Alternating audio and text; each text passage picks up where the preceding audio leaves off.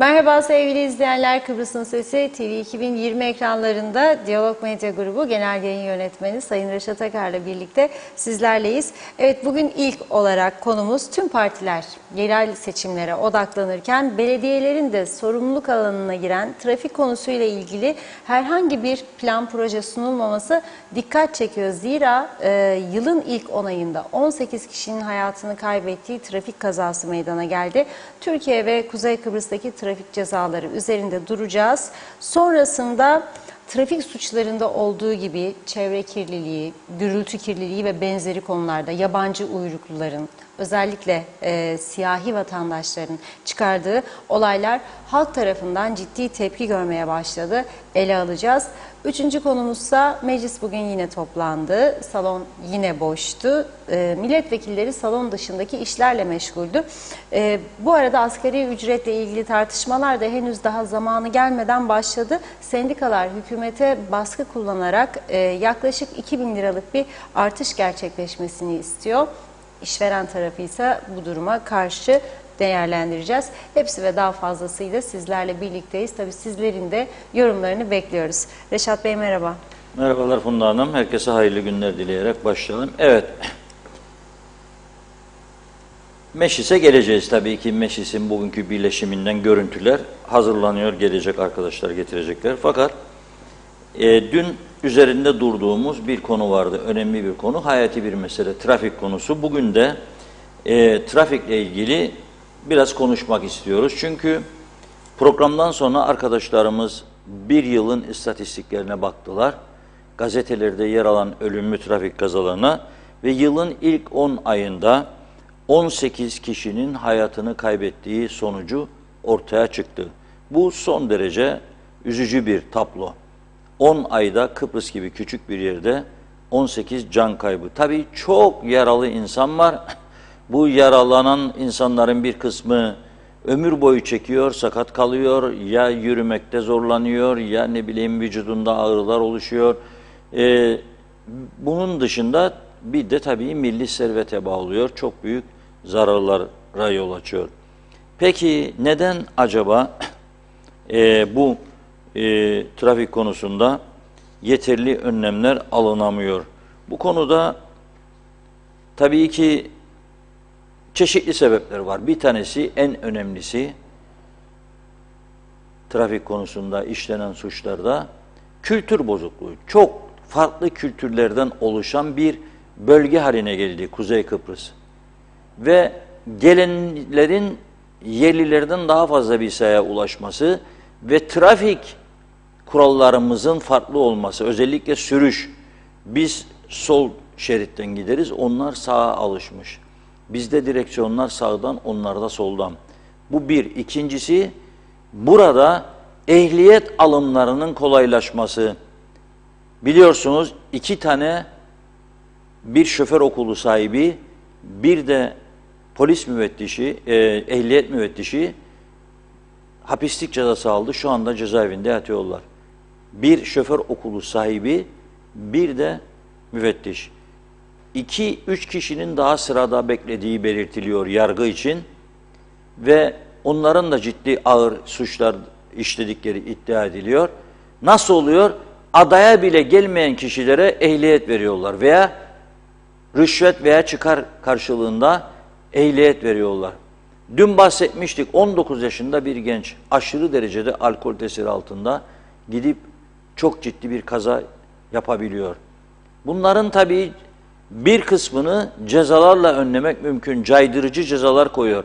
Neden Avrupa ülkeleri bu kadar ağır caydırıcı ceza koyuyor da biz Kuzey Kıbrıs'ta bunları tartışmıyoruz? İlginç olan durum budur. Neden? Ve neden artık insanımız gece yola çıkmaktan korkar hale geldi?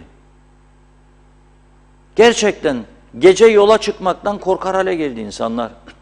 Hepimiz korkuyoruz. Ve neden bu kadar masrafları karşılayabilen bir KKTC devleti? Neyin masraflarını? Mesela siyasi partilere ödenek veriyor. Cumhurbaşkanına, başbakana, bazı bakanlıklara koalisyon ortaklığı olduğu zamanlarda örtülü ödenek veriyor. Ne gerek var bunlara?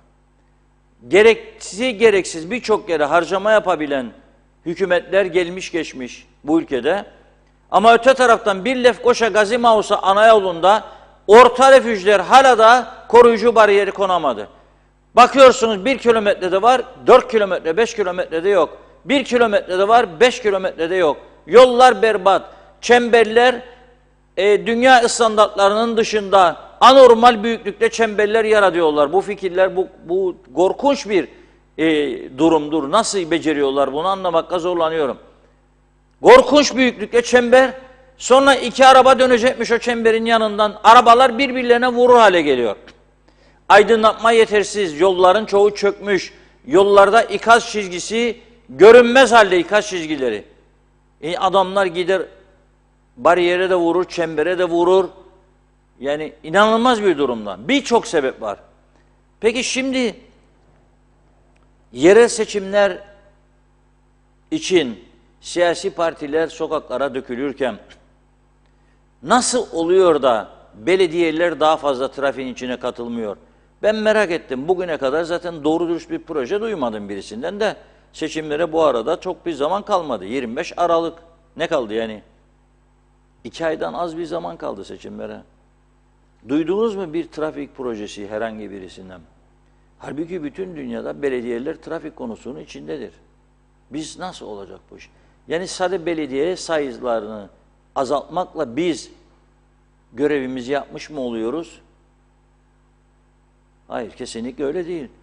Trafik ve diğer konularda belediyelerin çok da eğitim konusunda da, sağlık konusunda da belediyelerin bütün dünya ülkelerinde, gelişmiş ülkelerde çok ciddi sorumlulukları vardı. Bizde ise belediyeler daha çok istihdam merkezi haline getiriliyor. Ve daha çok belediyeler senede 1-2 defa şenlik düzenlemekle görev yaptığını tahmin ediyor. Halbuki öyle değil.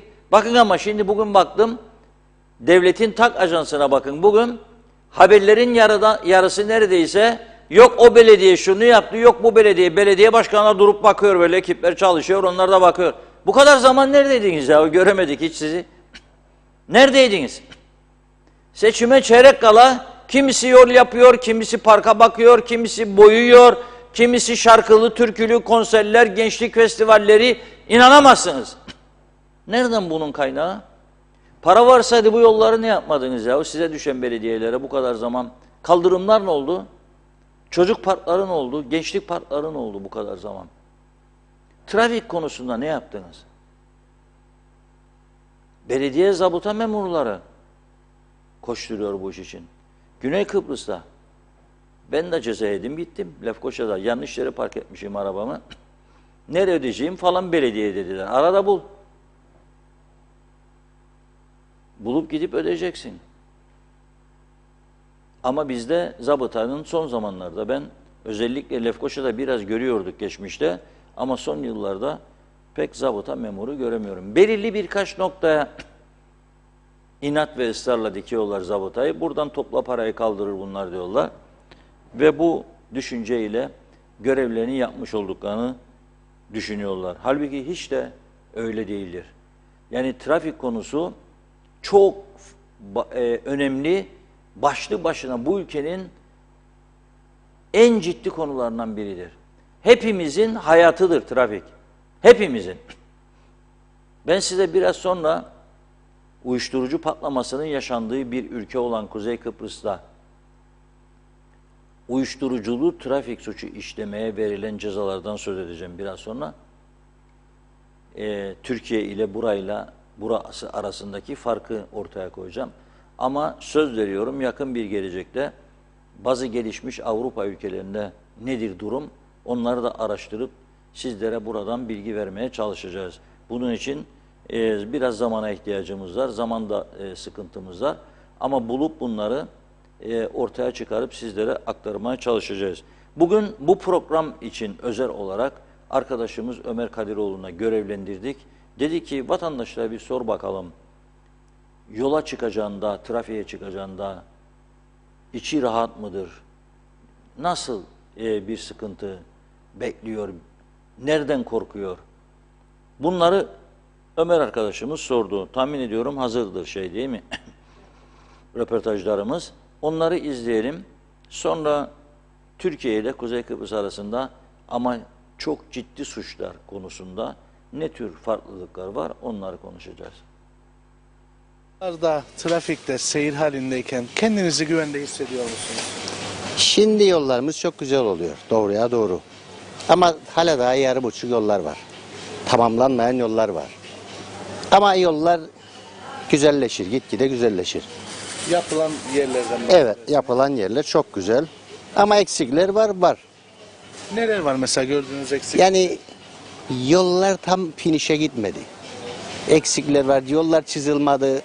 Gece sıkıntıdır hep. Aydınlatma. Aydınlatmalar. Yani bizim için onlar çok problem.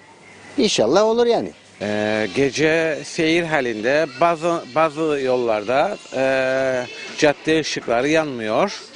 Bu büyük bir eksikliktir. İnşallah yetkililer bunların tamiratını, çözümünü yaparlar. Kazaların en büyük sebebi bir de sürattir. Sadece altyapı eksikliğine suç bulmamak gerekir. Sürücülerin de zaman zaman süratli sürmeleri arabayı kazaya neden oluyor. Yetkililerden beklentimiz daha çok denetim yapılsın. Trafik polisleri daha çok sürat radar kontrolü yapsın. Yollardaki ışık yanmamaları, cadde sokaklarının da sokak lambalarının yanmamasını süratle tamirat olarak giderilsin. Trafikte seyir halindeyken kendinizi güvende hissediyor musunuz? Hiçbir zaman etmedi. Şimdi geliyordum Ereğliköy'e, yollardan çukurdan geçilmez. Bir daha yağmur yağarsa hiç gelemeyecek demektir. Yani ne tür eksiklikler var yollarda? Çukur. Çukur yani. Genel olarak. Genel olarak çukurdur yolları. Vallahi yollar ansızın gidiyorum böyle pat diye düşüyorsun çukurun içine, yani kaza da yapabiliriz. Kazalara duydukça üzülüyoruz. Yollara daha çok uyarıcı levha koyarlarsa belki kazalar daha çok azalır yani. Yollarda sıkıntı var, altyapıda biraz sıkıntı var ama bu ülkenin ekonomik şartlarıyla alakalı. Kendi kendimize yetebilen bir ekonomimiz yok maalesef. Dışa bağımlı, özellikle Türkiye'ye bağımlı bir ekonomi var. Yani o yüzden altyapı çok da yeterli değil, açık söyleyeyim. Küçük bir coğrafya, 3335 kilometrelik bir coğrafya. Aslında burada birçok şey kolay düzeltilebilir. Küçük bir coğrafya olması ama maalesef ben yaklaşık 30 yıldır da siyaseti takip eden birisiyim ama gerçekten bu ülkede hükümet olanlar, bu ülkeyi yönetmeye talip olanların beceriksizliği çok ortada. Gerçekten çok ortada. Bir sistem kuruldu ki onun adı statikodur. Bunun ne sağı var ne solu var. İkisini birbirini besleyen bir sistem ve birilerine çalışan bir sistem.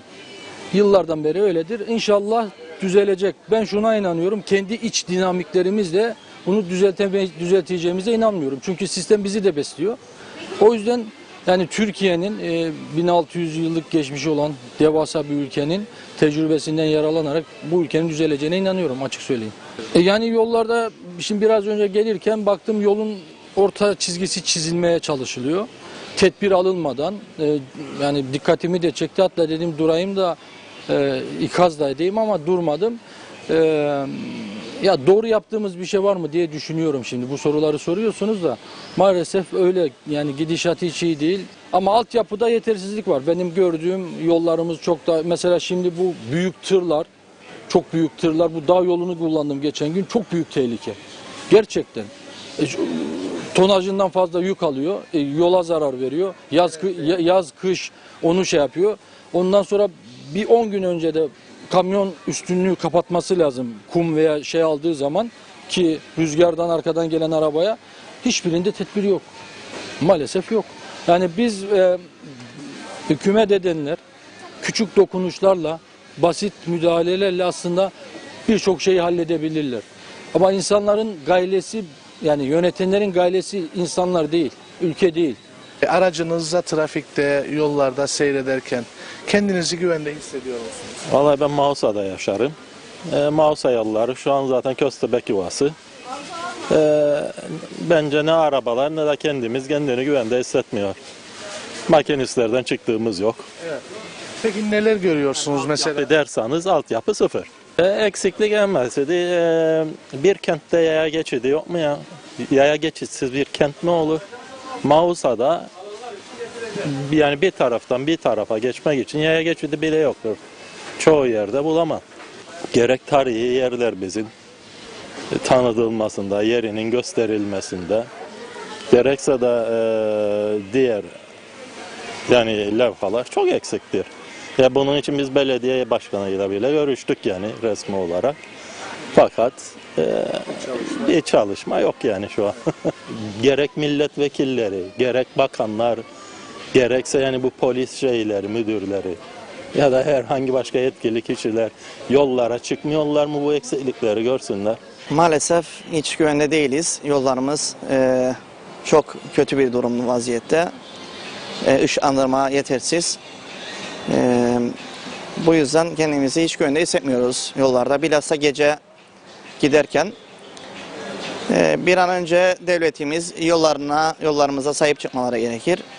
Bilhassa bu dağ yolu Arapköy, Çatalköy yolundan gelen giden turistik minibüsler, taksiler, kamyonlar hiç can güvenliği yok yollarımızda. Yaya geçitlerinde hiç ışıklandırma yok.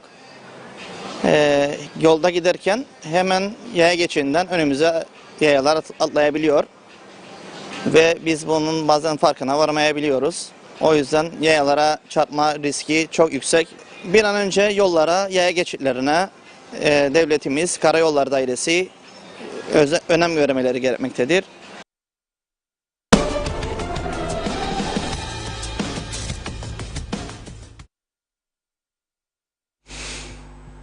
Evet, vatandaşlar da rahatsız. Tabii şimdi ben buradan bazı rakamlar vereceğim. Cezaları söylediğimde buna kızanlar da oluyor diyor. Zaten çok ağır ceza, ekonomik krizler bilmem ne falan olabilir.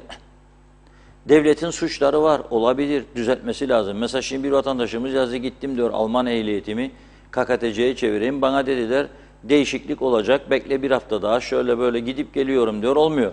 Şimdi bu devletin bu eksikleri, yanlışları vardır, kabul ediyorum. Yollar kötüdür, kabul ediyorum. Aydınlatma yok, hep söyledim bunlar zaten. Bunlar devletin ve ben bugünkü köşe yazımda da bu konuyu ele aldım. Annelere çağrı yapıyorum. Annelere çağrı yapıyorum. Bugün resmen analara çağrı yapıyorum. Yüreği yanan anneler ayağa kalkınız diyorum bugünkü yazımda başlık olarak. Çünkü analar ayağa kalkıp yürümezlerse, evlat acısı yaşayan analar ayağa kalkıp yürümezlerse, bu ülkede bu konuların üzerine gidilmesini beklemek hayal olur. Analar ayağa kalkacak, yürüyecek, devamlı yürüyecek, ta ki bunlar uyanacak ve tedbir alacaklar. Bakınız Kıbrıs eski Kıbrıs değildir. Güneyi de uyuşturucu tozuyla örtülmüştür, beyaz tozla, kuzeyi de. İki tarafta da korkunç uyuşturucu ticareti vardır. Özellikle de bizim tarafta Afrika ülkelerinden gelenlerin, o gördüğünüz lüks araba kullananlar, gece kulüplerinde altın saat takanlar, masalara 100-150 bin lira nakit çıkarıp atanlar, bileceksiniz ki bir şey var bu işin altında. Daha fakir olanlar da satıyor, alıyor, kullanıyor, araç, ondan sonra direksiyon başına geçip araç kullanıyor, kaza yapıyor veya yapmıyor. Ama çoğu yapıyor da kaza.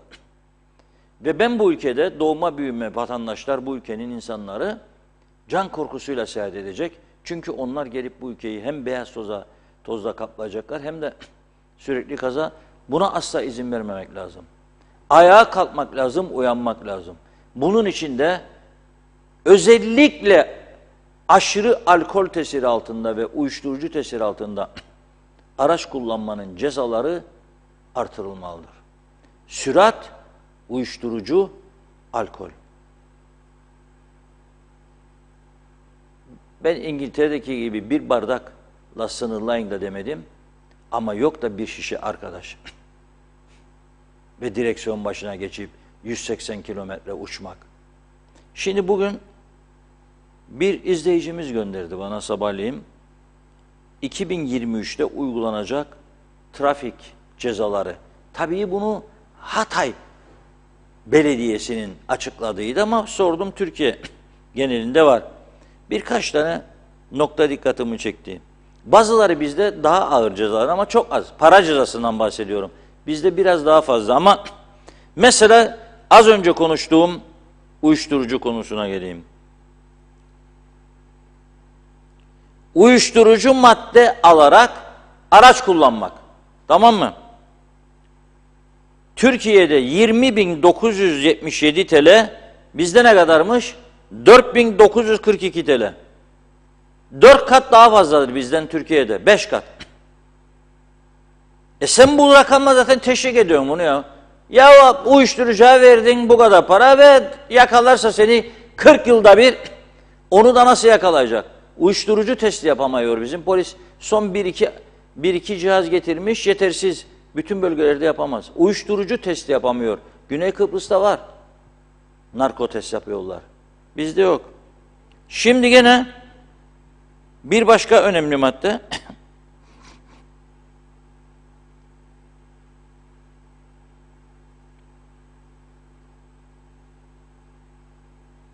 Drift atmak. Ben çok görürüm. Alsancak yolunda gelirken öyle bir yol içinde dönenler vardır ki inanamazsın ve acırım derim, görüyorum içinde genç olan falan var. Ya başına bir şey gelecek, ölecek ya öldürecek. Annesi, babası, kardeşleri, canları yanacak ondan sonra. Buna ağır ceza getirmek lazım. Türkiye'de bunun cezası 20.342 TL'ymiş. Bizde yok, görmedim. Bilinmiyor. Türkiye'de plakasız araç kullanmak 5.154 cezası, bizde 1.482 TL. Bizde ağır olan ne var biliyor musunuz? Türkiye'de sigortasız araç kullanmak 436 TL cezası, bizde 2.471 TL. Yani biz onda Türkiye'yi geçiyoruz. Ehliyetsiz araç kullanmak Türkiye'de 8.190, bizde 9.885. Emniyet kemeri olmadan Türkiye 436, biz 988. Yani iyi taraflarımızı da söylüyorum, eksiklerimizi de söylüyorum. Benim özellikle üzerinde durduğum uyuşturuculu araç kullanmanın cezası çok önemli. Alkollü araç kullanımında Türkiye'de ilk yakalandığında 4.064 Türk Lirası, ikincide 5.096, bizde 4.942. Hemen hemen aynıyız bu konudaki cezalarda. Bu konuda benim yetkililere yapmak istediğim uyarı, bir, belediyeleri de koyacaklar içine. Çünkü polisin sayısı yetersiz. Sadece polis kontrolleriyle önlenemez bu iş. Belediye zabıtayı da kontrollerin içine sokacaklar. Yasa eksikliği varsa yasayı geçirecekler ve bu işi yapacaklar. Aslında yasaya, masaya da gerek yok. Yani ben anlaşacağım devlet olarak belediyelerle da biri bana çıkıp diyecek yasada yeri yoktur bunun. İstediği kadar desin. İstediği kadar desin. Ama yanında tabii polis de olsun. Ama 5 polis gideceğine 1 polis, 2 polis, 2 zabıta gitsin. Başka yerlerde, diğer yerlerde polisler görevlendirilsin. Bunu başarmak mümkündür. Çünkü daha bunun gibi yerel seçimlerine hazırlanıyor bu arkadaşlar. Ve dediğim gibi devlet ajansının bültenlerinin neredeyse yarısı bu. Park yapma, temizlik yapma, yol açma, gençlik festivali, bilmem ne sanatçı geçidi, bilmem ne. Seçimlere 1,5 ay kala bunları yapıyorlar, 2 ay kala. Ama oturup tartışmıyorlar. Bu kadar zaman yaşadığımız bu sorunları nasıl çözecek biz bir arkadaş? Yoktur. Böyle bir tartışma. Ve bir konu daha, bu yabancılarla ilgili ırkçılık, ben de ırkçılığa karşıyım. Ama benim nüfusumu geçecekse veya benim nüfusumu tehlikeye sokacaksa veya benim halkımı uyuşturucudan ateşin içine atacaksa, yollarda ölüm korkusu saçacaksa, beni ölümle tehdit edecekse ben buna karşıyım. Önlemini al erken derim. Ve şu anda geç kalmış durumdayız. Çünkü farklı dallara girmeye başlarlar. Bakınız eski değerli sendikacılarımızdan Mehmet Özkardaş dün bana gönderdiği paylaşımını ama ben programdan sonra gördüm. Onun için bugün gündeme aldım. 2 tane fotoğraf gönderdim arkadaşlara. Gelecek. Ne yazdığını okuyorum ben size. Ben okurken fotoğraf var, gelecek. Bu görüntülerle yaşamak istemiyoruz diyor. Bakın bunu görün. Bir tane daha. Nijeryalılar diyor. Gazi Mausa'da Karakol Mahallesi'nde sokak arasına fırın mı, yemek fabrikası mı ne olduğunu bilmediğim bir yer açtılar diyor. Sabaha kadar gürültü diyor. Gece yarısı kalabalık motosikletli ziyaretçilerin yüksek sesle konuşmaları, bağırmalar, çağırmalar, kahkahalar bir tarafa, her gün çıkan yağlı çöpleri, atıkları apartmanlara ait olan çöp konteynerlerini doldurup taşırıyorlar. Yani apartman sakinlerinin orada çöp konteyneri var. Onun içine atıyorlar. Deli mi Afrikalı da alacak? Sıkıysa git bir şey söyle kendine. Çeker çakıyı sokar. Ya çıkarır zinciri halleder. Cezaevine yollarsan mutlu olur çünkü bedava yemek var. Kaçıp geldiği yerde o da yok. Uyanın diyorum, onun için söylüyorum. Birkaç kişi para kazanacak diye uyanın diyorum. Olmaz bu. Çöplerden o kadar çok karasinek oluştu ki park ettiğimiz arabaların üzeri dahi bırakın diyor evleri sinek dolu. Pencere açmak mümkün değil diyor. Kendilerini diyor ben diyor kibarca gidip uyardım, aman bir daha deneme sakın ha. Çok fazla yağlı atıkları için uyardım diyor. Ve belediyeden bunları muhafaza etme uygun kapalı çöp konteyneri istemeni söyledim diyor. Ama maalesef diyor kime söylüyorsun, onun kültüründe yoktur böyle bir şey. Sokaklara atma vardır. Belediyemiz diyor, sıhhiye dairemiz, çevre dairemiz, ilgili birimlerin buna müdahale etmesini istiyoruz diyor. Daha çok beklersiniz Mehmet Bey diyorum ben daha çok beklersiniz. Ne ilgili birim var ne de çevre dairesi var. Turizm Bakanı bak buradan doldurdu bir uçak götürdü. Tanıtacakmış KKTC'yi. Yahu memleketin pislikten geçilmiyor. Çevre dairesi de sana bağlı. Çevre dairenin adı var bakanlığının, bir tane icraatı yoktur. Bir tane. Memleketin her tarafı pislik olmuş. Çöpten geçilmez hale gelmiş. Senin Çevre Bakanlığı'nın haberi bile yok. Sorsan adam yok diyecekler. Sorsan araç yok diyecekler. Ben de o diyorum ki o zaman Gristoport'tan der gavurlar. Kapatın kapıları, gidin. Kapatın kapıları. Elektrik parasından kurtulsun. Maaşlar devam etsin ya, çalışanların verirsiniz. Türkiye yollar, siz de yollarsınız. Askerler şimdi savaş yok, mavaş yok. Askerler dağıdır çekleri, rica edin komutandan. Maliye gelsin alsın, nakit zarfları götürüp dağıtsın. Yollayın bu arkadaşlar evleri Allah aşkına ya. Kapatın bunları, bu bakanlıkları, daireleri. Yazık, günahtır.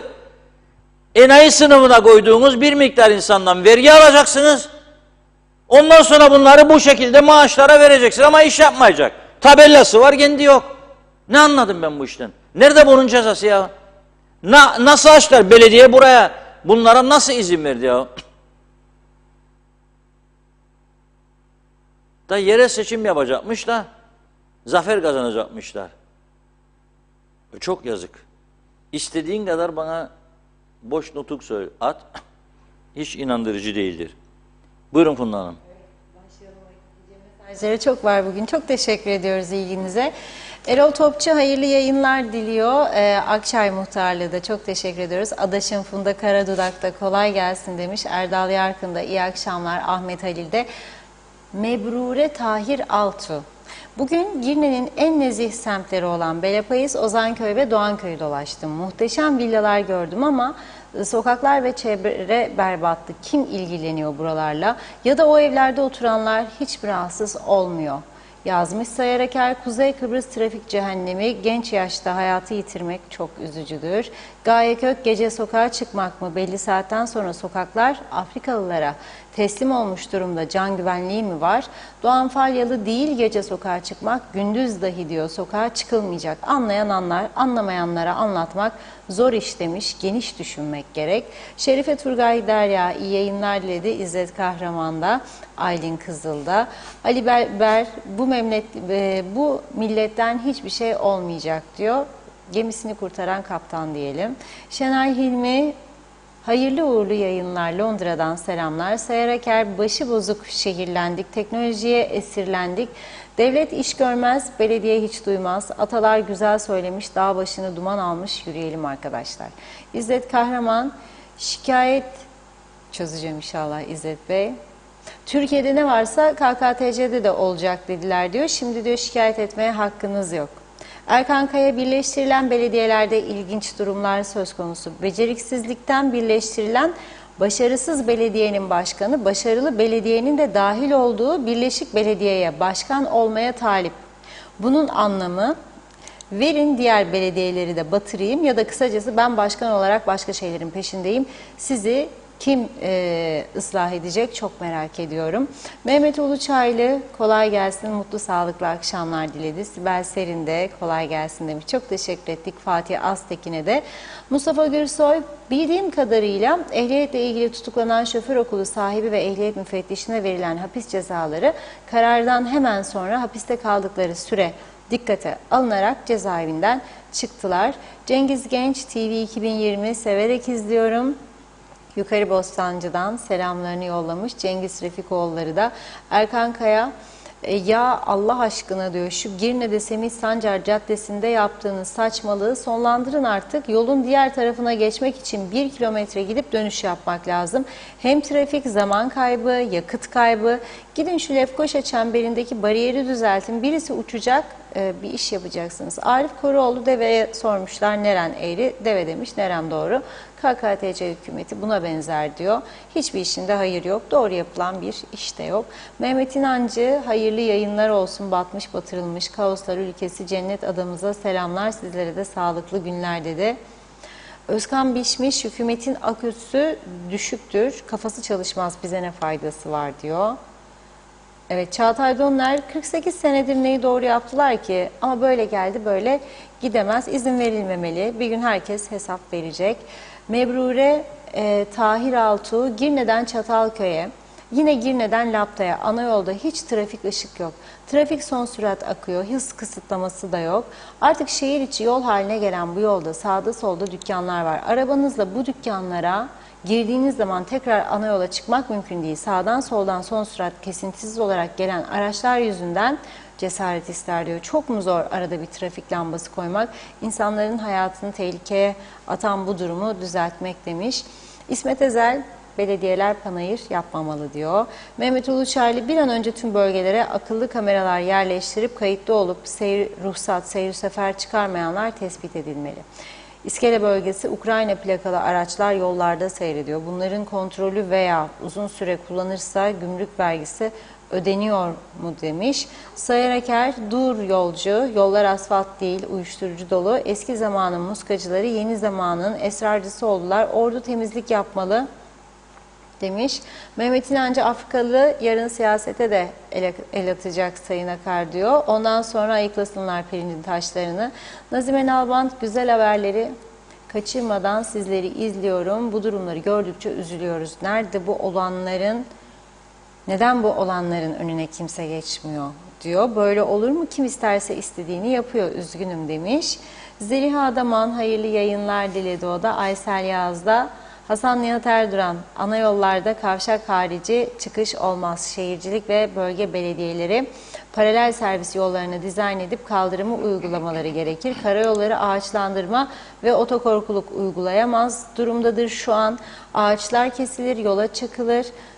Ana yolda aydınlatma mecburi değil diyor Hasan Bey. Araç farı mecburidir bilginize. Zehra Sencer de Karpaz'dan bize sevgilerini yollamış. Zehra Curcioğlu, yıllardır bu ülkede bu yüzden battıkça battı. Kaçağı, kayıt dışını korudular. Aflar yaptılar, kirlilik yaratanları, kuralları çiğneyenlere yaptırım uygulamadılar. Yasaları sadece sorumluluk duygusu yüksek insanlar gözetti. Maddi manevi bütün yükü bu tutumları sergileyen, vergisini ödeyen, vatandaşlık görevini yerine getiren insanların omuzuna yükleye nereye kadar? Sonunda pislik içinde her taraf, işlevsiz, batık bir KKTC.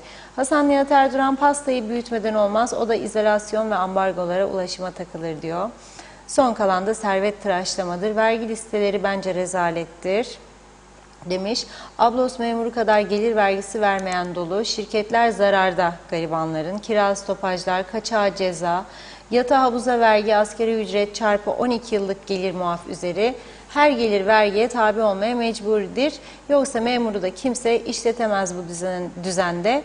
İnada iki işte o vergiler geri almaya çabalar kamuflajla demiş. Bir mesaj daha okuyup ara verelim. Mehmet İnancı, Reşat Bey çok önemli konulara değiniyorsunuz ama bunlar iş bilmezler dedi. Barış Güzelay da sadece ekonomide batmadık, binalar ve nüfusta da batıyoruz diyor. Devam edeceğiz. Reşat Bey buyurun. Evet, çok teşekkür ediyoruz. Şimdi bu yabancılar konusunu sürekli gündemde tutacağız ta ki ciddi önlemler alınsın. Şimdi İçişleri Bakanlığı'nın bir çalışması varmış. Bir program çerçevesinde adaya gelmezden önce vize başvurusu yapacak. Özellikle bu Afrikalılar ve bir takım şartlar çıkacak karşılarına. Onlar yerine getirilirse ancak gelecekleri diyor. Bu şartların ne olduğunu şu anda bilmiyoruz veya hazırlandım onu da bilmiyoruz. Ama göreceğiz. Eksikleri varsa da buradan uyarmaya çalışacağız onları. Çünkü bunun başka şaka yanı yok. Efendim İngiltere'ye giderseniz orada çok yabancı öğrenci var. Var. Nüfusun kaçıdır? Efendim Türkiye'ye 4 milyon Suriyeli girdi. Nüfusun kaçta kaçıdır?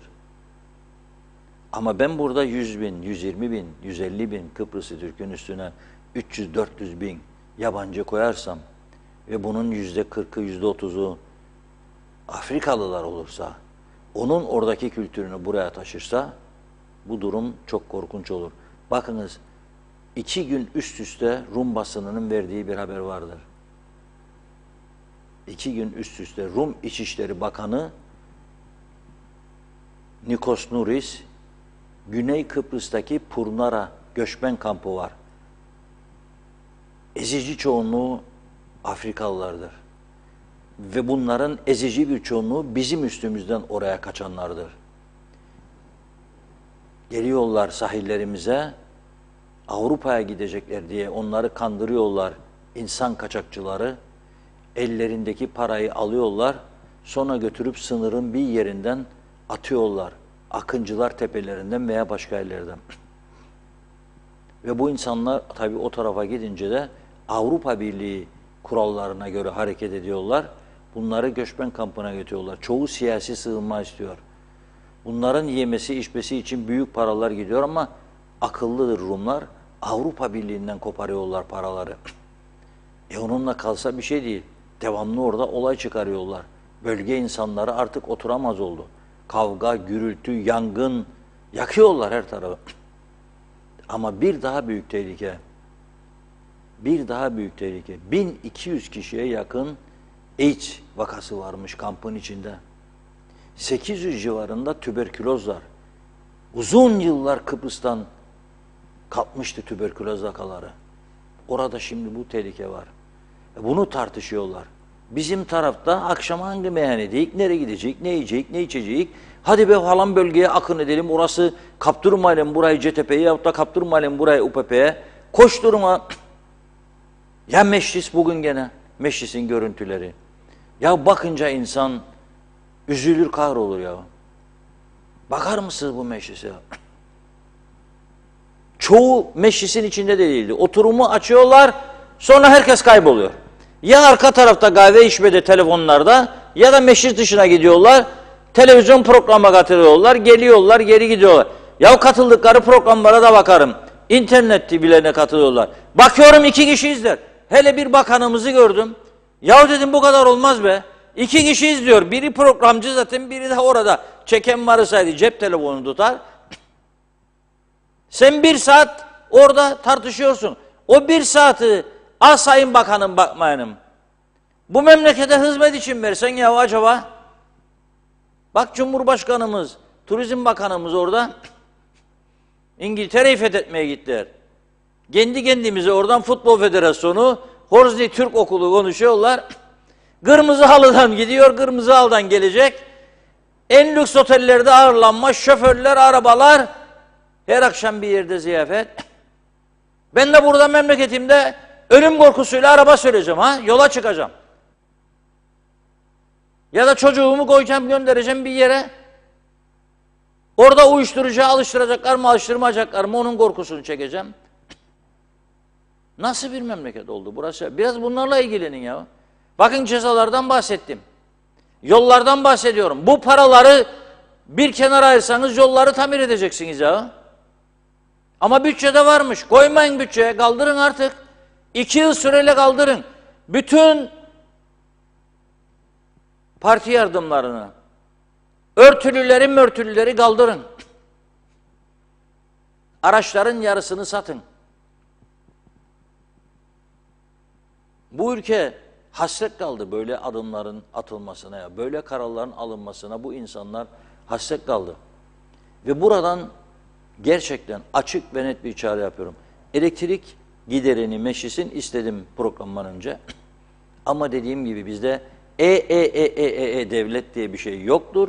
Sözde vardır. Yoktur. Rica ettim arkadaşlardan. Aradılar birkaç yeri.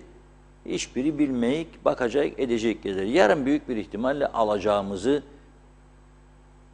tahmin ediyorum. Yarın da size rakamı söylerim. Ama diyorum ki aylık gider 100.000 de olsa, 200.000 de olsa en azından Ocak ayına kadar kapatın bu meclisi. Tatil olsun. Bakın, çünkü orada konuştuklarını bu milletvekilleri devletin televizyonda da konuşabilirler. Çünkü oraya çok büyük paralar akıdır devlet. 250 milyon. Düşünebilir misiniz siz? 250 milyon. O parayı akıdan bu devlet oraya, orada da çıkıp konuşabilirler. Devletin televizyonu. Konuşsunlar. Mecliste konuşup da aynı televizyona yayınlatmak marifet değildir. Madem ki herhangi bir yasa çalışması yok. Bakın en büyük beladan bahsediyorum burada. Trafik ve bir başka bela da bu toplumun ileride öyle bir başını ağrıtacak. Öyle insanlar cezaevinde bulacak kendini ki mülkiyet meselesi. Çalıştırın bu taşınmaz mal komisyonu diye buradan yıllardır çağrı yapıyorum. Hiç umurlarında değil. Boş ver Rum'un malına vergimi koyacağım. Boş ver Rum'un malına vergimi koyacağım. Bugün eğer mesela yazdı bir izleyicimiz Belabayıs'ta diyor korkunç villalar var. Çok güzel yerler yapıldı. Ama yollar, sokaklar berbat. Neden biliyor musun? Çünkü kendinin değil, para vermedi. Rum'undur mallar orada. Ne uğraşacak Rum'la? Kendi içinde oturacağı lüks bir bina yapıyor ama dışarısı umurunda değil. Ne ben Rum'un malına paramı atacağım der. Yol mu yapacağım der. Daş gibi insanlar olduk. Daş, odun. İnsan olsak biraz eğilir bükülürük ya. Biraz düşünürük. Memleketimiz bu hale geldi diye üzülürük. O da yok. Memleketin bu haline üzülen insan da kalmadı. Çok az. Duyarlılık kalmadı. Ben mi düşüneceğim? Ben mi yapacağım? Ben mi kötü adam olacağım? Hep düşünce bu. Hep söylenen bu. Ya iddia ederim bu ülkenin gelmiş geçmiş siyasilerinin en az %90'ı hapisliktir. Başka bir ülkede olsa. Başka bir ülkede olsa. Ben diyorum ki bu meclisi, bakınız, seçimlere 2 aydan az bir zaman kaldı. Seçim sonrası sonuçlar da oydu, buydu, patırdı, gürültüydü. Yılbaşı gelecek. Ocak ayının 15'ine kadar Kapadınız siz bu meclisi. En azından elektrik parasından kurtulduk. Yeni meclis başkanı da zaten meraklıdır korumalarla gezmeye. Ona da diyiniz ki o da Konya, Karaman gidiyor zaten. Konya, Karaman, Kayseri, Mayseri devam. Geçsin oralarda. Anavatan Türkiye onu misafir eder. Sorun değil. Gazilerle falan buluştursun. Madalyalar takılsın, çıkarılsın. Tamam. Kapatın. Gerisi tatil. Çalışanlar bilmiyorum vallahi. Bir yerde görevlendirin. Cumhurbaşkanı'nda çalışacaklarına vergi dairesinde bir yerde çalışsınlar. Ama biz buraya alındık. Ben bilmem onu. Bu ülkede eğer yani bugüne kadar konuşulmayan, tartışılmayan konular gündeme gelmezse, tartışılmazsa söylüyorum bunun sonu hiç iyi olmayacak. Çok ciddi sıkıntılar bekliyor kapının önünde bizi. Farkında değilik. Bakın dün ben burada konuştum, başka hiçbir yerde duymadım. COP27 dedim, o ne dediler bana? Örümcek ağı dedim birine, ha dedi.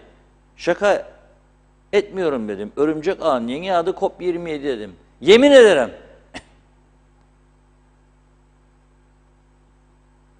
Bir başkasına sordu, söyledim. Nedir dedi. Pakistan'ın yeni Cumhurbaşkanı adı böyle acayipmiş dedim.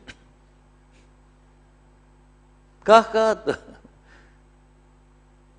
Dünya İklim Konferansı. Bütün dünya liderleri orada. Hatice'nin gündeminde böyle bir şey yok. Vay Allah'ım, vay Allah'ım, vay Allah'ım. Vay Allah'ım.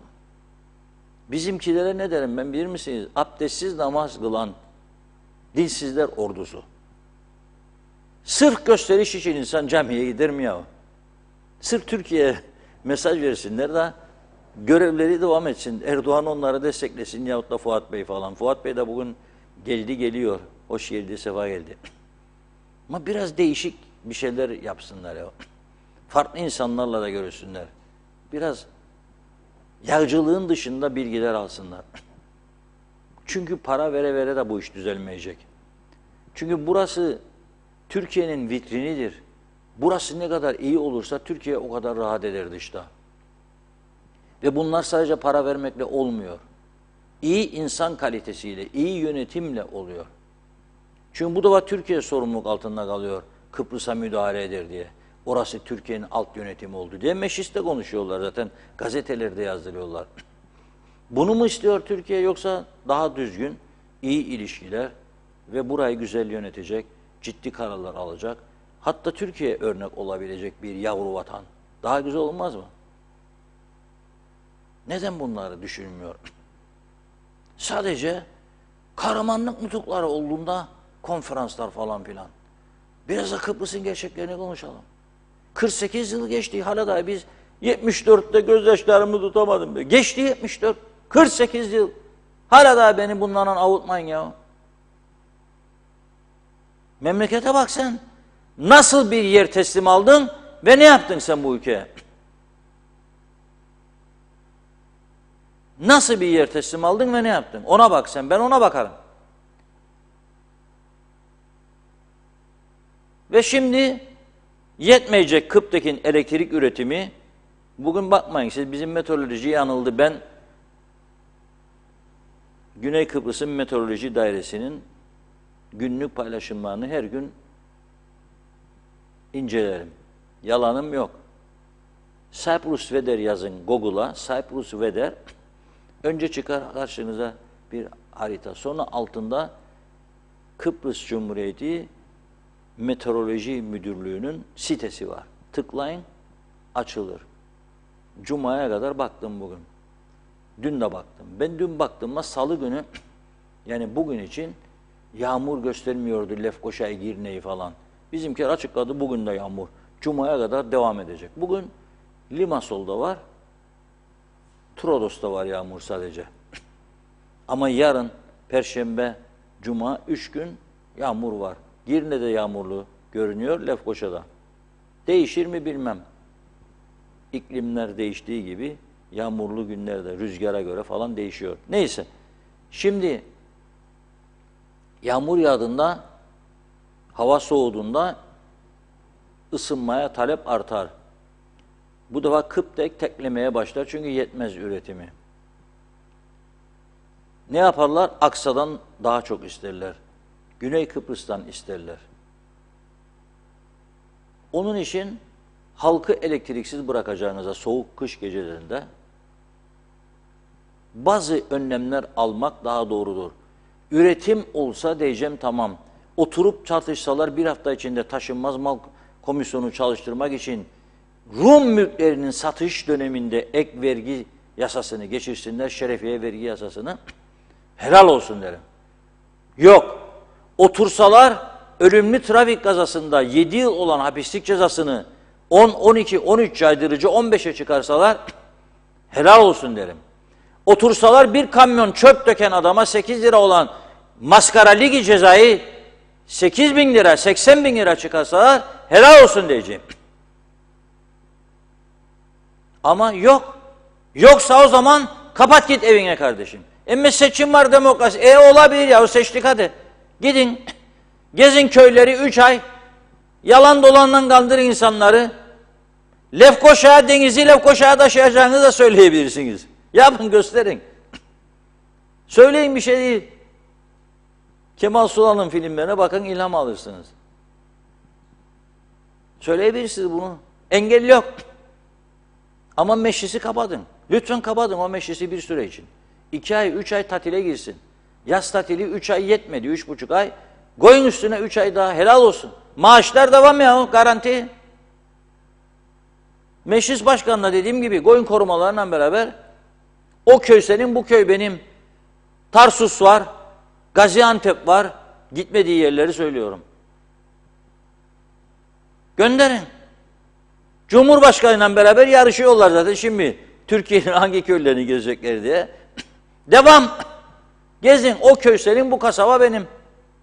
Biri de paylaşım yaptı. Bugün dedi ki Londra'daki Dünya Turizm Fuarı'nda dedi, fuarını ziyaret eden dedi, tek Cumhurbaşkanı Kuzey Kıbrıs Türk Cumhuriyeti'nin Cumhurbaşkanı. Ben bayıldım bu işe. Adam dedim, daha ne yapsın ben sizin için? Dünya örnek oluyor. Bakın buraya, bu turizm için ben Cumhurbaşkanı geliyorum. Siz gelmiyorsunuz. Benim kadar devletinizi düşünmezsiniz. Yahu dedim bugün arayayım Zeki Ziya'yı. Hani Kıbrıs Türk Hava Yolları'nın genel müdürüyken batak kuruluşu kâra geçirdi diye aldılar kendini görevden. Dediler sen bizim partiden değilsin. Partimizin ilçe başkanını atacak oraya dediler ve batırdılar. Ondan sonra da meclis komitesiymiş, karar veremedi. KTH'ye, UBP'siyle CTP'si düşünebilirsiniz siz. Komitenin ağırlıklı elemanları kimse kimseyi suçlayamadı, karar veremediler. Birbirlerini suçlarlar sadece. Sen öyle yaptın, ben böyle yaptım, sen böyle hiçbir şey yok. Aldılar şu o Zeki Ziya'yı o zaman neyse 3 tane yeni Boeing 737-800 aldıydı bize de. Biz de korkmadan binmeye başladık uçaklara. Çünkü ondan evvel bir kırmızı uçak vardı, Roman. Uçak kırmızıydı, adı çıktıydı kırmızı uçağı, Roman. Ben o uçağa girmeye korkardım. Birkaç defa havalandan geri döndüm. Cemal arkadaşım sağdır. Apron müdürü, havaalanı müdürüydü Cemal. O biliyor, bu durumları yaşadı benim memlekette. Ama bu adam, o zaman business class meselesi yok tabii. Kıbrıs Türk Hava Yolları nereden business class olacak? Bakanların yakınlarına, partililere, milletvekillerinin ön koltukları vermedi diye hedef noktası haline geldiydi. Aldılar kendini, ilçe başkanı koydular. 2 senedir sonra. Şimdi bizim hava yollarımız vardı da oydu buydu. Hadi gidin evinize uyun. Allah acıdı, kazasız belasız kapandı. Olmaz bu ülkenin hava yolu. Singapur'un olur, bizim olmaz. Ve o Zeki Ziya o zamandan sonra tabii Pegasus'un Kıbrıs müdürü oldu. Bugün Pegasus takır takır gider gelir oraya buraya. Tahtaya oraya. Düşündüm arayayım dedi Zeki Ziya'yı. Bu arkadaşlar bu fuara giderken hiç sordular sana ya mesela bir uçak kiralarsak her hafta Londra, Kıbrıs, inecek Antalya'ya, İstanset'ten gelecek Ercan'a. Kaç para tutar bu iş? Da bir hesapçık yapsınlar da sunsunlar orada en azından Kıbrıs Türk toplumuna. sayacaklarmış da Kıbrıs Türk toplumunu. Yahu sen bir futbol sahası kadar KKTC'yi sayamadın nüfus. Yalan dolan bir şeyler açıklarsınız ara sıra. Da İngiltere'dekini sayacaksın sen. Ha? Londra'nın bir mahallesini sayamam. Neyi kimine sayacaksın? Kıbrıs Türkleri sayacakmışlar. Bir plan proje geliştiriyorlarmış. Hep atmasyon tutmasyon. Hep atmasyon tutmasyon. Bol somon balığı yiyin orada da. Bari biraz enerji toplarsınız. Burada pahalıdır somon, orada çok ucuz İngiltere'de. Ya olabilir mi böyle bir şey ya? Bir uçak, fuara gittiğinde bir şey sunman lazım. Turizm Bakanı'na da söylüyorum bunu. Doldurdun uçağa gittin oraya tanıtım yapacakmışsın diye. Bir yığın paralar ödediyorsun devlete gene. Bir uçak haftada oradaki Türklere zaten gezdiniz. Horzni Türk Okulu, Türk Futbol Federasyonu.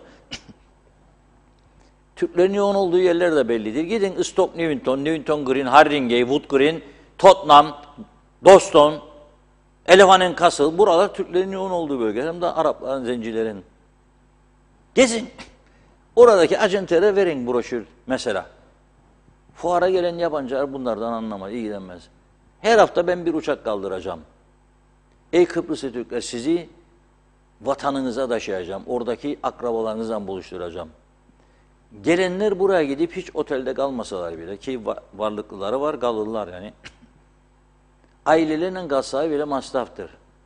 Çünkü geldiğinde buraya gösterecek yakınına, ki sterling var onda, Turkish lira oldu şimdi, bir sterling 22 lira. Bakalım yaza kadar olacak 25, 30, 35, Allah bir orasını, Haziran seçimlerinden sonra Türkiye'de. Hadi be yeğenler, götüreyim sizi be, bir kebap benden. Anibal öldü ama Niyazi var bilmem. Bir yığın yer var. Götüreyim sizi. Alacak götürecek. Gösterecek Londra'dan geldiğin zaten o da. İkram edecek. Karpuzlar dört dört alınacak. Hellimler. İyi bir şey, canlanır piyasa işte. Onu bile gidiyorlar oraya. Da beklerler tur operatörleri.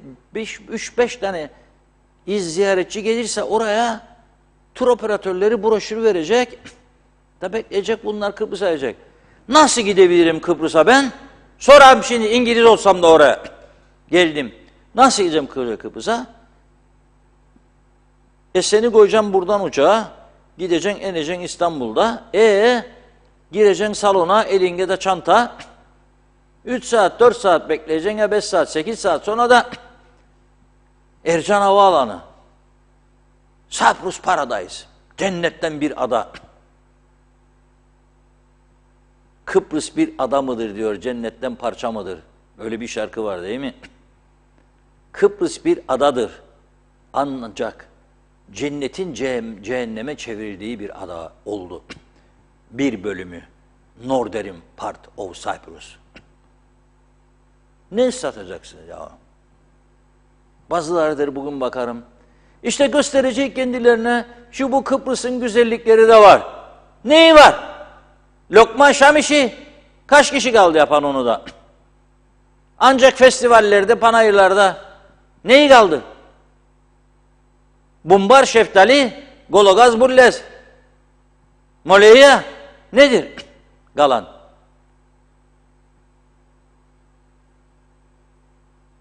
Sonra baktım, bir vatandaş dün çok güzel bir paylaşım yapmış. Benim de gözüme böyle yaramaz şeyler çarpsın ya devamlı, bilmiyorum. Kasıtlı yaparlar bana herhalde. Canım sıkılsın diye mi ne?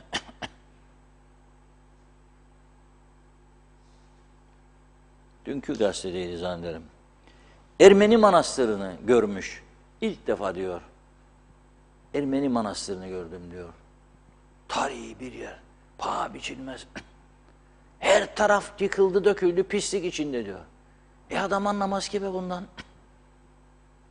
Bunun eski eserleri dairesi var, müzeleri dairesi var, çevre dairesi var, Turizm Bakanlığı var, turizm tanıtma var. Var oğlu var. Var. Ama adı var. Kendi yok. Memur var mı? Var.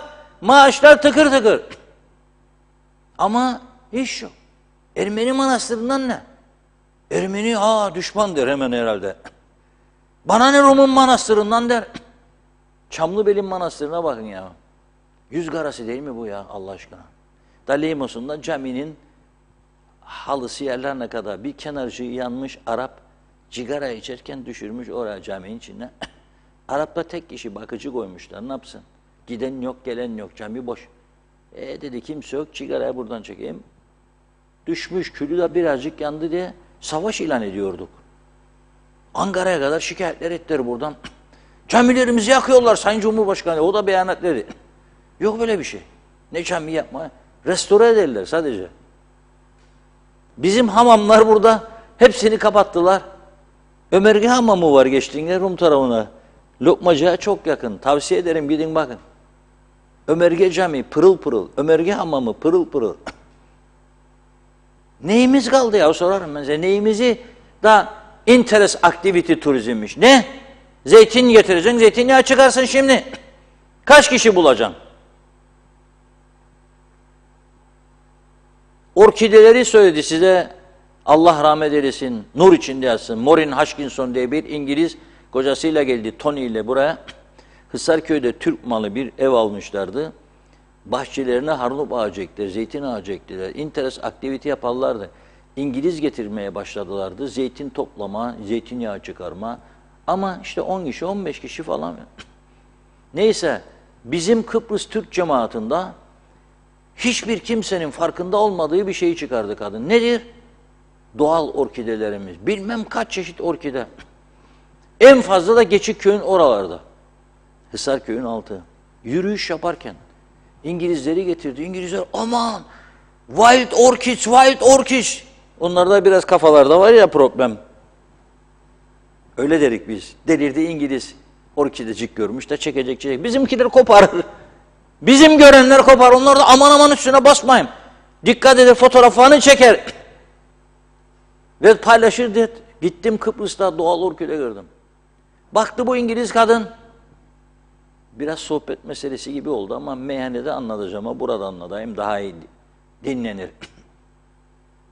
Kadın gitti şikayet etsin. Baktı gördü oralarda betonlaşma var. Gitti şikayet etsin Turizm Bakanlığı'na. Ne demişler kendine? Nedir senin derdin? Bizim değildir o. Şehircilik dairesinde. Tamam da siz müdahale edin çünkü turist gelir falan. Yani ne geldin be kadın başımıza bela gibisinden. Şehirciliğe gider olmaz, oraya gider olmaz, buraya gider olmaz, bana geldi. O zaman. Ne yapacak bunlara dedi. Dedim bunlardan ne köy olur ne kasaba. Hiçbir şey olmaz. Durduramayız dedim. Gülerler bize zaten dedim. Ama ne orkidesi yahu der adam. Ya bütün zeytin harnup ağaçlarını kesip lahmacun fırınlarında kullanan bir kültürün elemanları, parçası. Nasıl? 74 yılında evleri dağıdırlarken savaş sonrası üzerlerine kırmızı boyanan ya yeşil boyanan ya mavinen yazarlardı. A17, A23, A bilmem kaç. Hala da birçok yerde duruyor. Bir boya sürmedik üstüne 48 yılda. Benim midir yavurumdur bana nedir? Nasıl sahiplenecek bu adayı? Da nasıl Kuzey Kıbrıs'ın bölgede güçlü pozisyona geliyormuşuk? Bak. Güçlü pozisyon nedir? Güçlü pozisyon nedir? 50.000 tane Nijeryalılar güçlü pozisyon. Nedir güçlü pozisyon? Onu söyleyin bana. Yazık. Gerçekten ülkemin bu hale gelmesinden dolayı ben çok üzülüyorum. Çok. Hangi konuda baksam problem Balabayıs'ta billah. Ben de Balabayıs'ta bir dönem yaşadım. Karşımda dere. Çok söyledim onu. İnşallah öyle bir tehlikeyi yaşamayız. Ama ben çok endişeliyim. Kaçınılmaz bir trajik durum yaşanacak orada. İngiliz aptal değildi oralara.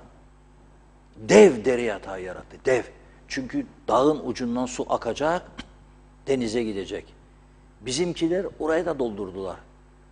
Yarısını dere yatağını doldurdular da bir tanesine izin de verdi.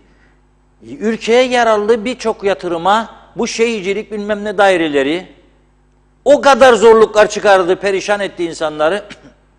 Oraya dere yatağın içine de izin verdi. Çünkü bana Girne Belediye Başkanı yolladı. Ben söyleyince bizim değil dedi. Ve orada bir beton bütün manzarayı da kesiyor. Enerken Belabays'tan aşağı Girne denizi kapatıyor. Turistik olacakmış. Bulamadı yapacak yer dere yatağın içine. 100.000 kamyondan fazla çöp döktüler doldursunlar diye. Dev bir dere yatağı. Dev. Benzeri yoktur. Yarısını 3'ünü doldurdular. Bu su yarın 2 gün 3 gün yarın çarşamba, perşembe, cuma hiç durmadan yağarsa ne yapacaksınız siz? Ne yapacaksınız? O sular nereye gidecek? Var mı düşünen? Onun için söylerim. %80-90'ı yargılanması lazım gelmiş geçmiş siyaset. Yap da korkma. Dök da korkma. Çünkü sen kaç tane siyasetçi yetiştireceksin? 300.000 dediğim gibi 180.000, 200.000'i de senden değil. Burayı bilmeyen, kültürünü bilmeyen, tanımayan. 100.000 kişide kaç tane siyasetçi çıkacak ya? Her 2 senede bir seçim 350-400 aday çıkarırlar. Her 2-3 senede bir 400-500 aday. 10 senede 5.000. 100.000 kişide 5.000 kişiyi nasıl bulacaksın çıkaracaksın sen ya 10 senede? O zaman ne bisikletçi kalacak ne motosikletçi kalacak. Lastikçiler de siyasetçi. Hayvancılar da siyasetçi. Çiftçiler de siyasetçi. Dornocular da siyasetçi. Sonra derler ki yorgancı kalmadı memlekette, bir tane kalmış galiba. Eskiden yorganları ben de çocukken hatırlarım, annem zavallı. Babamı derdi, bisikletin arkasına bağlayıp götürsün diye yorganları tazelerdi. Yeni yorgan alacak para yoktu tabii. Yeni yorgan içindeki pamukları götürür, yorgancı açardı, pamukları çeker, onları tekrar geçirirdi eliyle bir takım şeylerin içine tazelerdi, pamukları tekrar doldururdu veyahut da yeni yorgan yüzü, yeni onun içine doldururdu, dikerdi, daha ucuz fiyata gelirdi insanlara. Şimdi kim uğraşacak pamukçuluğuna? Yoktur, kalmamış da şikayet eder. Yahu bir bakanlıkta memur olmak, kamu görevlisi olmak dururken ne yapmaya ben pamukçu olacağım şimdi ya dornucu olacağım ya da belediyede çöpçü. Onlar artık Nijeryalara falan verecek o görevleri. Biz bu tarafta kamu görevlisi. Ne iş yapıyorsunuz? Falan Maliye Bakanlığı'nda memurum. Yahut da çalışanım. Tamam bu iş. Peki göreviniz nedir? Vallahi ben de bilmem görevimin ne olduğunu. Forever TRNC. Forever TRNC. Evet ondan buyurun. Evet, devam edelim kaldığımız yerden. Nazime Nalbant, Reşat Bey inanın diyor, siz her gün bıkmadan, usanmadan güzel bilgilerinizi anlatıyorsunuz. Çok mutlu oluyorum demiş. Bana da teşekkür ediyor. Emek veriyorsunuz. Ekibe de sonsuz teşekkürler.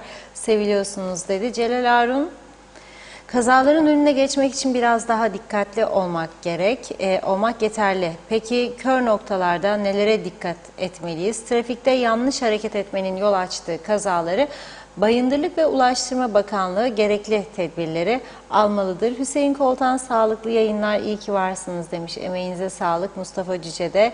Mehmet İnancı, kan testine tabi tutulmalı bu Afrikalılar. Kanında uyuşturucu bulunanlara vize verilmesin.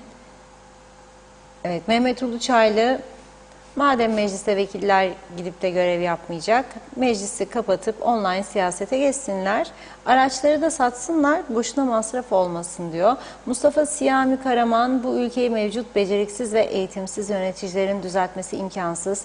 Türkiye ve MİT devreye girmeli, ülke uluslararası büyük mafyaların kontrolüne girmiş durumda. Eminim ki bunların terör örgütleriyle de ilişkisi vardır. Kuzey Kıbrıs'ın şimdiki pozisyonu gerek Türkiye ve gerekse yerel halk için, hatta bölge için büyük tehlike arz etmektedir. Türkiye'nin artık müdahalesi şarttır. Zehra Sencer, bu kadar vurdum duymazlık nereye kadar gidecek? Memleketim nereye gidiyor? Anlamıyorum. Ya o meclis üyeleri konuşmalarını kime yapıyor? Gördüğümüz kadarıyla koltuklar boş. Nazan Gözdağ, Reşat Bey, biraz önce bahsettiğiniz Mosa'daki Nijeryalıların açtığı restoran veya kafenin işletme sahibinin ismi mutlaka bir Kıbrıslı vatandaşa ait. İzin almaları için diyor birisini bulmuşlar. Ona yüklü miktarda para vermişler. Buraları bu şekilde açıyorlar. Üstelik içeride her türlü dolap dönüyor. Haplar demiş büyük ihtimalle. Mehmet Bey'in de ifade ettiğine göre gece orası Los Angeles sokaklarına dönüyor. Bu benzer, Kıbrıs'ta çok yer var buna benzer. Amaç restorancılık yapmak veya kafe açmak değil. Amaç gençleri zehirleyip para kazanmak. Biz de sadece izliyoruz. Siyasilerse koltuk derdine düşmüş. Yazık diyor, çocuklarımız, gençlerimiz elden gidiyor. Kemal Osman Ceyhanlı hep vaat bunlarda, hep havada kalır. Kontrolsüz nüfus artışını kontrol altına almazlarsa devlet bugünleri iyi günlerimiz. Okullardan tutun hastanelere kadar hizmet verilemez hale gelecek. Hasan Nihat Erduran, sebep Yunan, sonuç statükodur dedi. 58 yıldır izole ambargoluyuz. Ulaşım bile çözülmedi. Kim tazmin edecek kayıpları diyor. 63 işgal istilası sürer. Bizim olmadığımız Kıbrıs Cumhuriyeti anayasal olmamasına rağmen tanınır demiş. İnsanlık suçudur. Evet, Hasan Sayar, benim kızım Doğu Akdeniz Üniversitesi'nde okuyor. Okul ulaşım için diye ücreti bize ödettiler maalesef. Bugün oldu hala da her gün 100 lira veriyorlarmış ulaşım parası. Lütfen bu konuda yardımcı olursanız sevinirim. Nazime Nalbant, hangi şey umurlarındaki diyor. Her şey çok geç. Ne varsa zorla yapıyorlar. Mecliste çok çatırdamalar oluyor. Ne olduğunu kimseler bilmiyor. Böyle giderse bakın ne olacak. Zaten ne olur demiş. Ne demiş? Her gün kötüye gittiği için hiç iyi haber var mı? İnanın çok üzülüyorum demiş. Hayırlı olmasını istiyorum herkesin. Sevgiler, saygılar, birlikten doğar her şey diyor Nazime Hanım. Zamanla güçlenir sevgilerimle.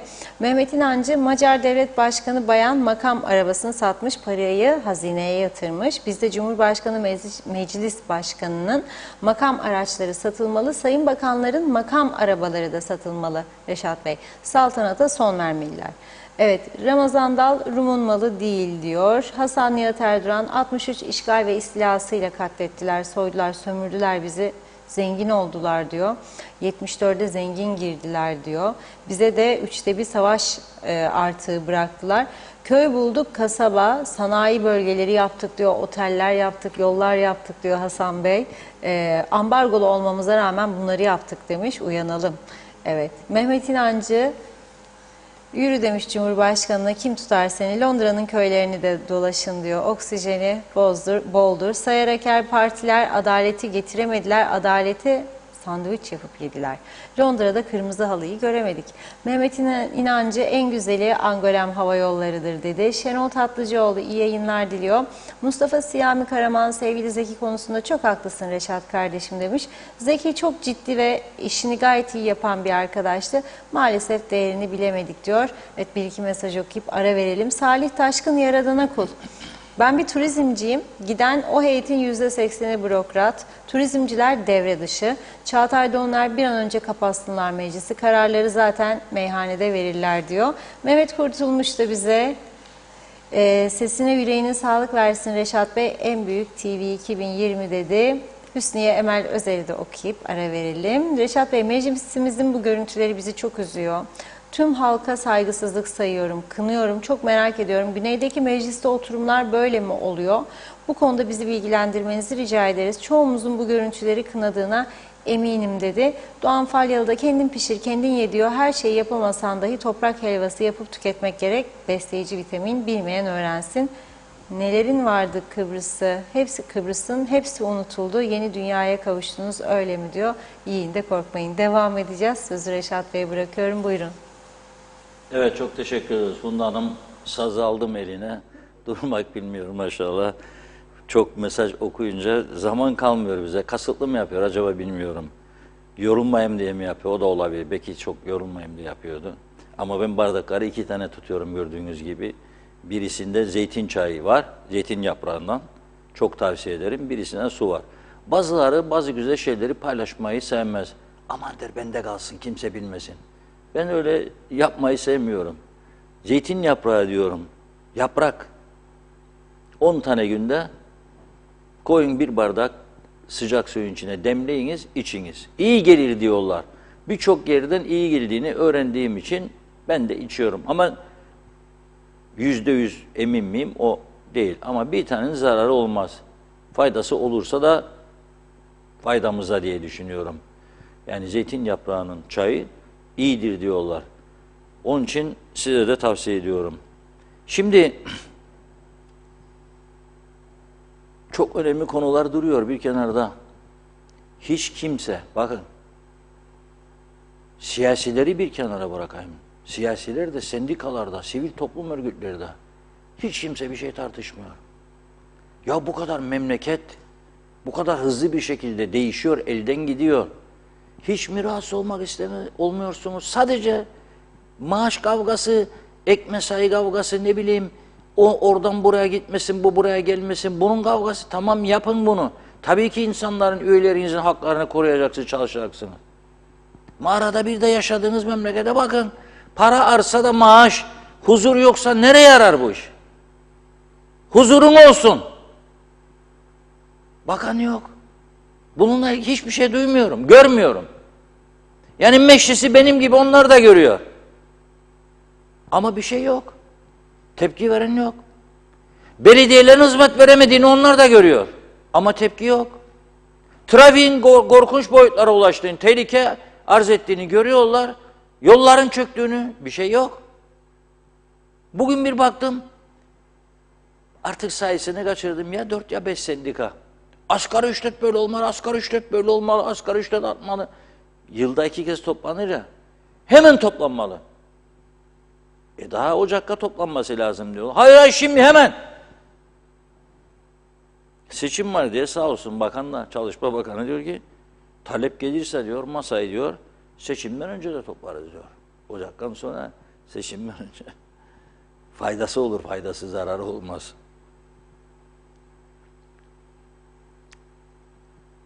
İşçi tarafının böyle bir hazırlık içerisinde olduğuna dair duyumlar aldım diyor. Talep gelmesi halinde komisyon toplantısının seçim yasaklarına takılıp takılmayacağını öğrenmek adına savcılıktan görüş alacağım diyor. Geçtiğimiz dönemde seçim yasakları herhangi bir sorun yaratmamıştı. Ancak yine de soracağız diyor. İşveren temsilcisi de diyor ki zamanı değil seçim öncesindeyiz diyor. Şu anda masayı toplama zamanı değil diye düşünüyoruz. Evet hayat pahalı bir miktar arttı ama çalışanlar da haklı ama seçim öncesindeyiz diyor. Ocak ayında toplanacak diyor vatandaş asgari ücret komisyonu. Vergiden muaf olan yılın ilk asgari ücretidir.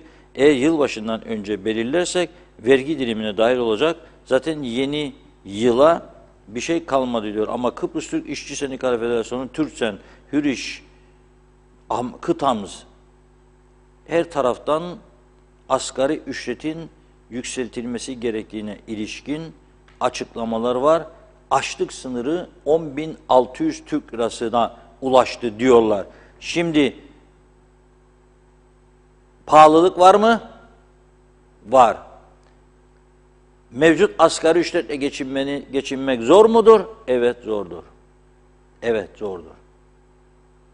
Ama daha siz şimdi bu teklifleri yaptığınızda bileceksiniz ki her şeye gümbür gümbür gelecek artış.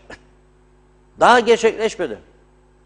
Senin vatandaşın 2.000 lira fazla alacaksa yeni düzenlemeden sonra ayda cepten çıkacak 4.000. Önemli olan kontrol, kontrol, kontrol, kontrol ve düzenleme ve tedbir. Ve tedbir. Bunu yapmak lazım. Şimdi bir Oğuz Karaçay Bey vardır Alsancak'ta. Erol arkadaşımız, Erol Canseç bugün ona uzattığı cep telefonunu pahalılığı sordu. Yarın vereceğim, yarın vereceğim. Bugün çok konu vardı diye. Her gün diyor zam zam zam diyor, nasıl edecek vatandaşlar falan filan. Oğuz Hoca bağırıyor, çağırıyor. Doğru da Zam zam zam zam. Nasıl kontrol edemen diyor. Diyor alacaksın diyor faturasını diyor. Kaça aldın bu malı? Bakacaksın kaça satar diyor. Tamam. Tabii liberal ekonomilerde bunu yapmak mümkün değil yani. Kolay değil, rekabete dayalı. Ama bizimkiler rekabet şeyinde kaldırdı ortadan. O liberal ekonomi kültürü mafiş kurban Kıbrıs'ta, Kıbrıs'ın kuzeyin için söylüyorum. Ha bir de topluma doğru haber verme gibi bir mecburiyetimiz var. Dün baktım Rum basında bir haber vardı. Geçici olarak elektrik ücretlerine bu ay için Rum Elektrik Kurumu AİK bir indirim kararı almış. Bizim TAK Ajansı'nın Rumca haberlerin, tercüme haberlerinde vardı bu. Diyalog gazetesinde de var bugün haber. Ama bu indirimden sonra bile kilowatt saati diyor 29 sent. Şimdi baktım bizim bir televizyon kanalımızda dün darısı başımıza diyor. Bak iyi dinleyin lütfen. Altına baktım Güney Kıbrıs'ta elektrik ucuzladı diyor. Darısı başımıza.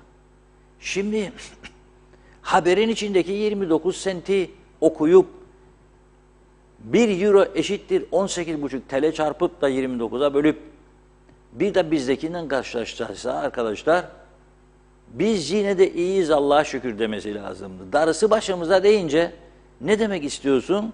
Bende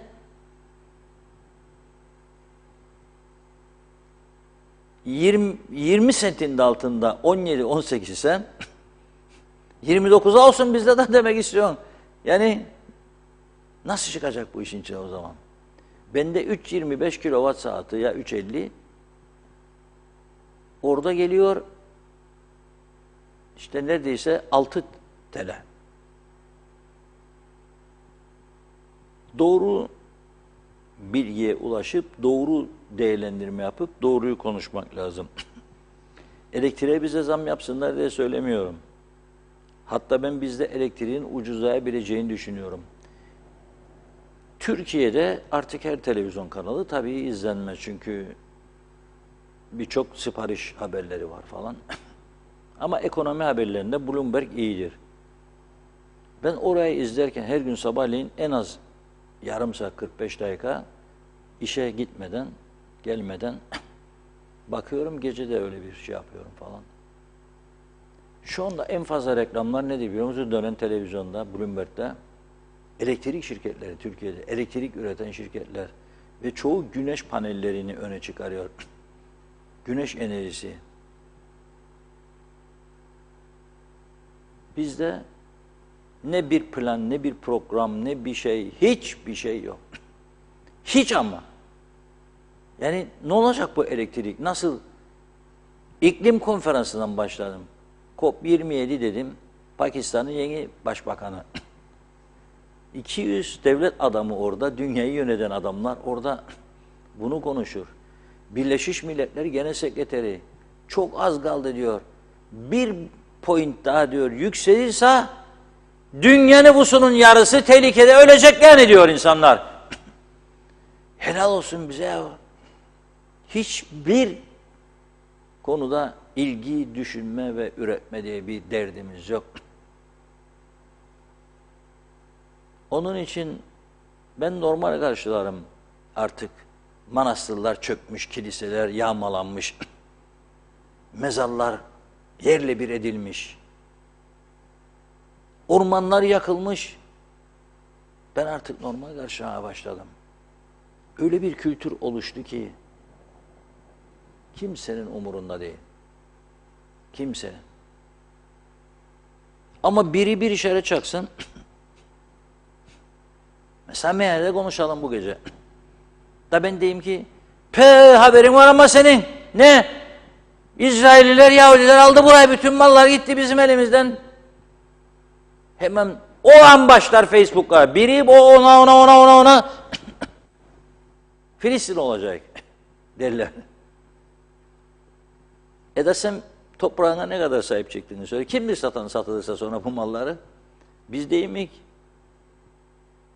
Vasilyon'un, Andrulya'nın, Yorgacıs'ın malları alıp da satan biz değil miyik ya? Nasıl bir türküdür bu, anlamadım ben. En çok sevdiğim sanatçılardan birini size dinletmek istiyorum bugün. Paylaşımda birisi öyle yazdı onun için.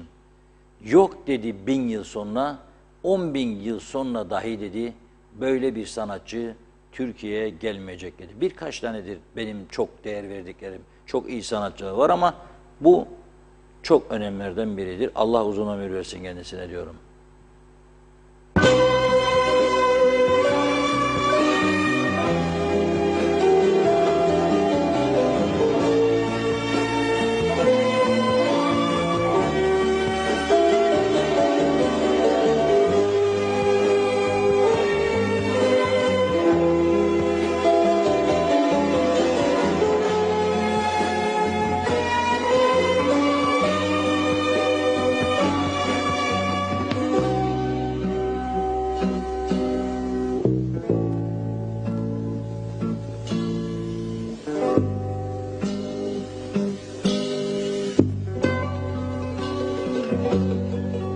Dün gece içtim kadehler dolusu yine sensiz. Dolaştım sokaklarda, ıslak kaldırımlarda. Gözlerime yaşlar doldu, soğuk bir rüzgar okşadı yüzümü. Ayrılık rüzgarı, tanıdım onu ıslak nefesinde. Allah'ım, bilmem neden geldi bunlar başıma. Birdenbire kapıldık ayrılık rüzgarına. Oysa hayat akıp gider, sanki bir şey olmamışçasına. Güneşte doğuyor, gülerek umutsuz yarınlarıma.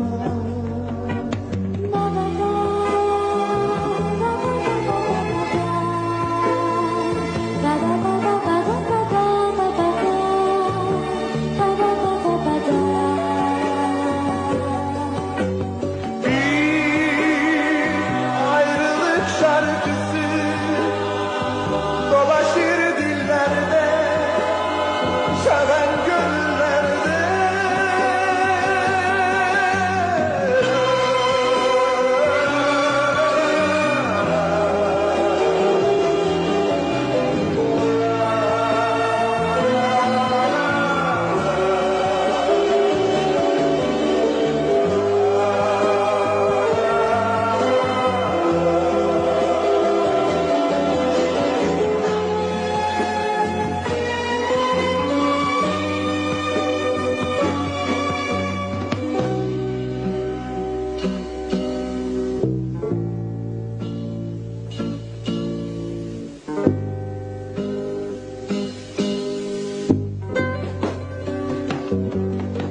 Sevgilim, ellerin artık tutmayacak ellerimi, boşuna arayacak gözlerim gözlerimi. Kim bilir belki de bir gün unutacaksın aşkı ve beni. Bense hep seni sevdim, unuttum gözlerinde gözlerimi.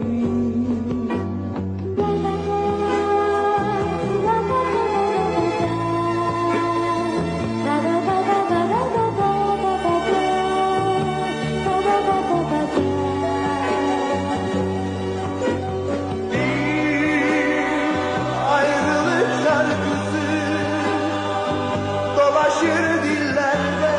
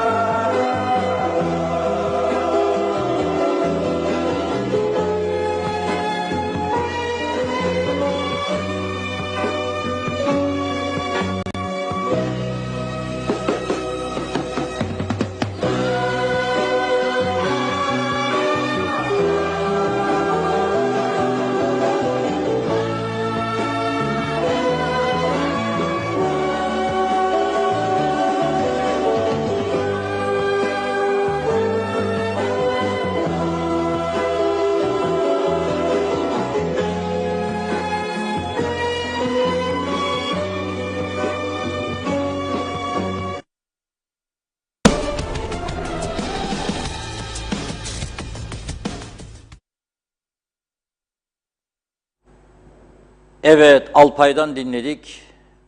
Ayrılık Rüzgarı. Çok güzel. Kadife sesli sanatçı. Gerçekten müthiş parçaları var Alpay'ın. Dinlemenizi tavsiye ediyorum. Ruhu dinlendirmesi açısından söylüyorum. Hep böyle gerilim falan filan. Bu Ayrılık Rüzgarı, biraz Londra meselesini konuştuk ya. Bir aile insanımız var orada, aileler dağılıyor, çocuklar orada, analar babalar burada, kardeşler orada, öteki kardeş burada falan. Bir yığın sorun var. Dolayısıyla bunların da insan sağlığı üzerine yeni yetişen psikologlarımız inşallah değerlendirir. Birçok sebep üstünde dururum ben daima. Yanlışlar yapıldığı zaman psikolojisi bir insanın durup durduğu yerde bozulmaz. Birçok sebep vardır.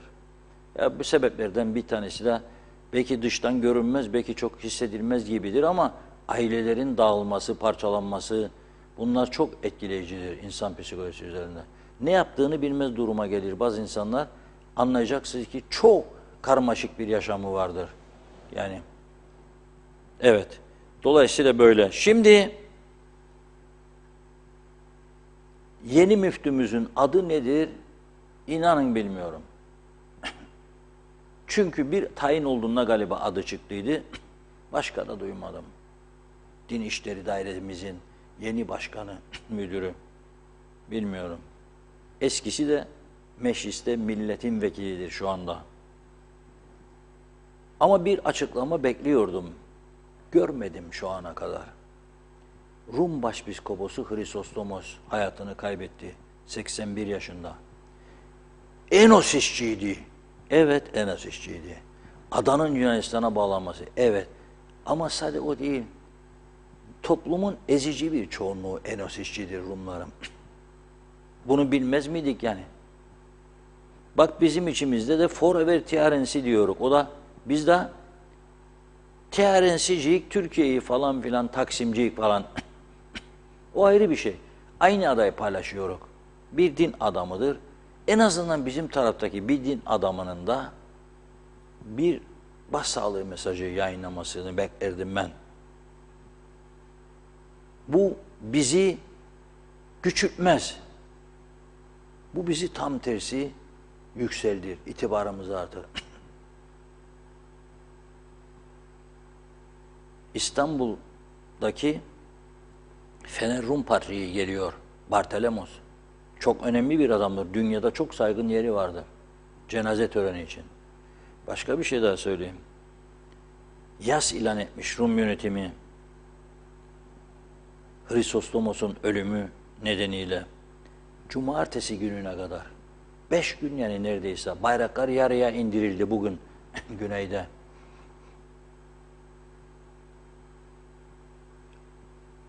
Onlar farklı bir siyaset ve din arasında ilişkileri vardır.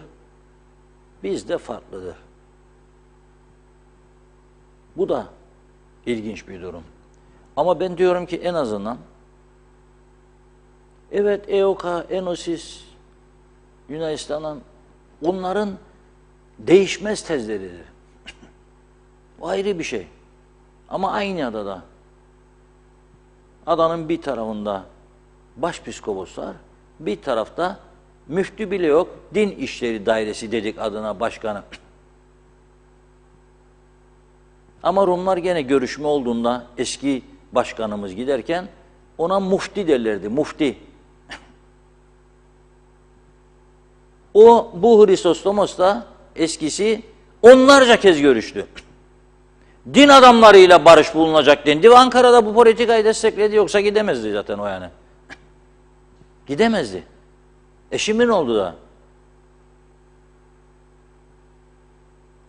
Yani bir mesajcık iyi olur. Biraz hem de dairenin iş yaptığını görmüş oluruk diye bunu söyleme ihtiyacı hissettim. Ve bu kadarla bugünü tamamlayalım diyorum. Daha fazla canınızı sıkmayalım. Çok konuştuk bugün galiba. Yemek saati, hazırlıklar başlasın. Biz de gidip diğer işlerimizi bitirelim. Evet ondan. Çok mesajlar. Ben programı devralayım tabii. Biraz daha devam edelim. Hızlıca hemen farklı isimlerin yorumlarını Size bir yardımcı mı alsak acaba oraya mesajları okumaya? Olabilir, çok güzel olur. Evet, Erhan Yapıcıoğlu, bunlar daha iyi günlerimiz diyor. Vatansever, uyursak rüyalar kandırıyor, uyansak insanlar. Gün yüzü hariç tüm yüzleri gördük çok şükür. Çağatay Doğuner, vallahi çobanlar bile siyasete girse daha doğru diyor. Dürüst iş yaparlar. Aytaç Bey iyi yayınlar dilemiş. Bakıyorum. Hasan Nihat Erduran, karayollarının ana yollardaki menfezlerine uyarak dere ıslahı yapmaları yeterlidir. Ortalama yağış miktarı üzeri kapasite için yapılmışlardır dedi bilgimize. Mehmet Bulduk, aydınlatıcı yorumlarınız için teşekkürler. Tebrikler, size helal olsun. İyi akşamlar. Ahmet Zaim, ayaklar baş oldu, başlarda ayak, işte siyaset diyor. İsmail Bükülmez, veliler özel okulların insafına kaldı, servis ücreti parası almalarını kınıyorum demiş. Sayar Aker, tik tak saat çala dursun, güneş batıp kalksın, insanlar sarhoş olsun sevgiden ama yalanlar akıp gitmesin başı bozuk nehirler gibi. Ekmek yetmiyormuş bu dünya halkına ama sınırda toplar tüfekler kükrüyor ama bilmem kimin adına. Zaten insan hayatı tasarlanmış ve güneşin altında yamalanmış, tik tak saat çala çala zamanla ufalanmış ve hırsıyla da sınıfta kalmış. Evet, Hasan Nihat Erduran, turizmciler, üniversiteler birer havayolu şirketi kurmalıydı şimdiye kadar. Hayret ederim diyor, niye bunu başaramadılar? Evet, bakalım. Selçuk Uskan, elektrikte her şey yoluna rayına girdi, iyi olacak. İşte böyle hallettik. İyi ki Türkiye vardır. Annemize şükranlarımızı sunuyoruz. Hepsini seviyoruz. Onlar bizi sevmese de ne diyor? 3 nokta açık uç. Mehmet İnancı, batmış batırılmış adamımızın düzeleceğine inanasım gelmiyor Reşat Bey. Belki 30 yıl sonra biz ama o günleri göremeyiz demiş. Bakıyorum. Emojileri de geçelim. Doğan Falyalı, faydası çok. Sakın bayatlayan köy ekmeklerini çöpe atmayın. Kuşbaşı parçaları ayırıp yağda kızarttıktan sonra diyor üzüm pekmeziyle ateşteyken katarak lezzetli çocuklara faydası olan suputya yapın diyor çorbacık. Ergün Yahat, belki hükümet edenler bu programdan ders çıkartırlar demiş. Ali Behiç, yakında Eliye'ye de bekleriz. Mustafa Gürsoy, bu ülkeye gelip yerleşenlerin birçoğunda aidiyet duygusu yok. Yani burayı yurtlar olarak görmüyorlar. Bu nedenle hiçbir şeyi önemsemiyorlar dedi. Ve evet, Soner Sabrileri okuyalım. Son anda yetiştiniz. Evet, selamlar. Özbeöz Kıbrıslıyım. Kıbrıs'ta doğdum. Orada ilk ortaokulu okudum. Askerliğimi orada yaptım. 74 Barış Harekatı'na katıldım. Sabah belediyeye beni işe aldı. Akşam üzeri durdurdu. Yerime karayollarından emekli bir adamı aldılar. Ondan göç ettim ben demiş 1992 yılında. Evet, çok çok teşekkür ediyoruz ilginize. Reşat Bey, son söylemek istediğiniz. Son söylemek istediğim değil, bir göstermek istediğim var. Arkadaşlara gönderdim. Aylin Hanım göndermişti bu sabah bana. Trafikten bahsettik ya, bir araba acaba Kıbrıs mı değil mi diye, bu da tereddüt ettim. Böyle bir görüntü var araba. Ha. Bagajı nasıl böyle götürüyor ya? Bu nasıl olur bu? Burası Kuzey Kıbrıs mı? Neresi burası? Mısır mı acaba dedim. Yok ya dediler, Kıbrıs'tır dediler. Baksanıza nasıl gidiyor bu böyle, nasıl? Bagajda bu nasıl olabilir bu? Bu trafik nasıl güven verici bir trafik? Birçok kez yazda gol meselesini söylemiştim. Tabii rahatsız olanlar da var çünkü bizde de birçok insan seviyor gol çıkarmayı yazda.